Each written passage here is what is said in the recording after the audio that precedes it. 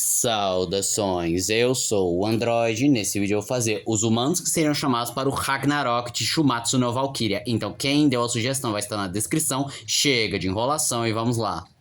Leonardo da Vinci, símbolo e cara do renascentismo, era um homem de múltiplos talentos, desde ser professor, arquiteto, artista, matemático, biólogo, médico e qualquer coisa que você imaginar, e simplesmente ele poderia ter algumas habilidades, como por exemplo a proporção áurea, controle da matemática, desde números universais que podem moldar uma luta, alterando o próprio resultado, até mesmo o cenário ao redor para aumentar as suas chances, alguma coisa assim do gênero.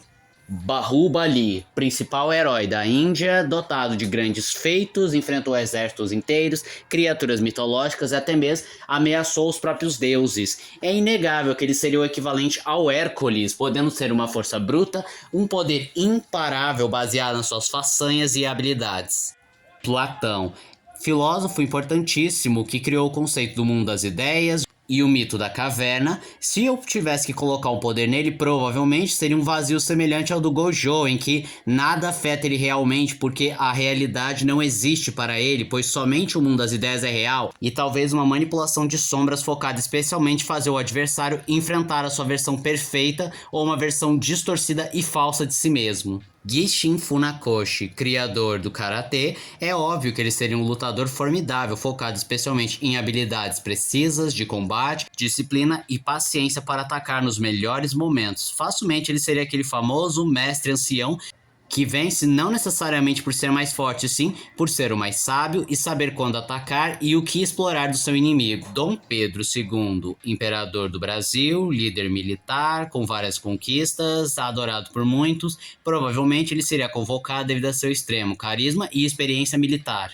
Santo Agostinho, teólogo e filósofo muito conhecido no período da Idade Média para a Idade Moderna, e ele provavelmente teria algumas habilidades relacionadas ao próprio Deus ou até mesmo o seu senso de justiça moral. Sansão, talvez redundante porque tecnicamente falando ele lembra o Hércules só que da Bíblia, e é claro que força bruta nunca é demais, levando em conta que o personagem é incrivelmente forte e um guerreiro formidável. Joana d'Arc, lutou na Guerra dos 100 Anos, liderou um exército e dizem que foi eliminada pois seu poder e influência estava muito maior do que a Igreja Católica.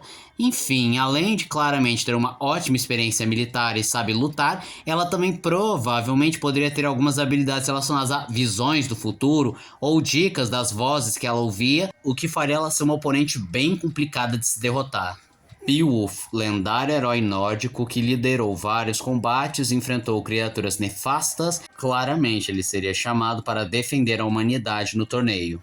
Gilgamesh, considerado o primeiro herói da história registrado, é claro, ele enfrentou vários adversários, criaturas mitológicas e até mesmo desafiou os próprios deuses em busca da imortalidade e de trazer o seu amigo de volta à vida. Um claro exemplo de um herói que poderia ser chamado para o torneio para defender a humanidade e não teria medo de enfrentar nenhum deus. Assassino do Zodíaco. Eu escolhi ele só porque tem o Jack Stripador nesse torneio, e é também um assassino bem sórdido, misterioso e pode dizer até bem mais inteligente e estratégico do que o Jack Stripador, porque por muitos anos nunca se soube sua verdadeira identidade. Claro que o Jack também não teve sua identidade revelada, mas não é porque ele era inteligente e sabia esconder suas pistas, e sim porque o sistema policial e tecnologias da época não permitiam.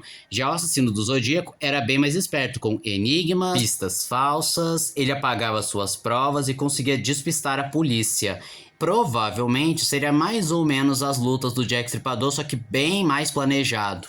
Siegfried, lendário herói da mitologia nórdica que não só enfrentou várias criaturas, mas quando ele matou um dragão, ele se banhou no sangue do mesmo, ficando literalmente invulnerável e incapaz de ser ferido, com exceção de um pequeno ponto fraco em seu ombro, pois quando o sangue jorrava em seu corpo, uma única folha cobriu seu ombro, deixando o único ponto vulnerável. Sim, é bem parecido com a história do Aquiles, e provavelmente ele seria imbatível, já que, como mencionado, ele é indestrutível, não poderia ser morto porque seu corpo foi banhado com o sangue do dragão, que o tornou invulnerável. A única forma de vencê-lo seria exatamente explorando esse único ponto fraco, mas ai de quem soubesse essa curiosidade. E esse foi o vídeo de hoje. Se você gostou do vídeo, se inscreve no canal, compartilhe o vídeo, comente, dê seu like. Também não esqueçam de ativar as notificações, chave de like, caso gostem dos meus vídeos. Então, eu sou o Android, tchau.